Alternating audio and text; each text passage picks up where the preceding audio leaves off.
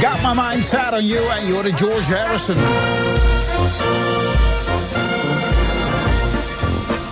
Eerder deze week hoorde je het hier in Knooppunt al bij Jurgen. Carnavalsmuziek. Er kwamen trouwens wel wat mailtjes binnen vervolgens. Vooral uit Limburg.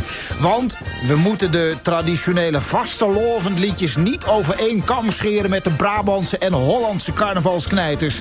Dat gaan we dus ook niet meer doen. Laten we beginnen met Limburg. Ze stonden in de halve finale van het Limburgse vasteloven-sleetjesconcours. Vasteloven-sleetjesconcours. Ja, ik hoop dat ik het goed zeg, anders dan kunnen we weer mailen natuurlijk. Hè.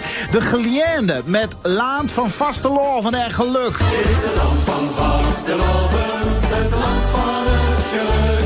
Bourgon is land van laissez-faire en maakt dich maar niet druk. Dit is het land van Vasteloven, het land van het geluk.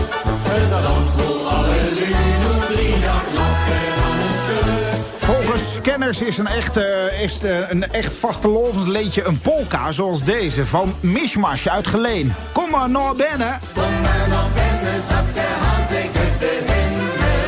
Laat ik niet kennen, weer gaan beginnen. Het is vastelovend, kom nu laat ik het verwenden. Dat moet ik kennen, blijf daar niet staan. Ja, goed. En dan toch nog even naar die foute carnavalskakers toe. Eerder draaide Jurgen al de hit van dit jaar.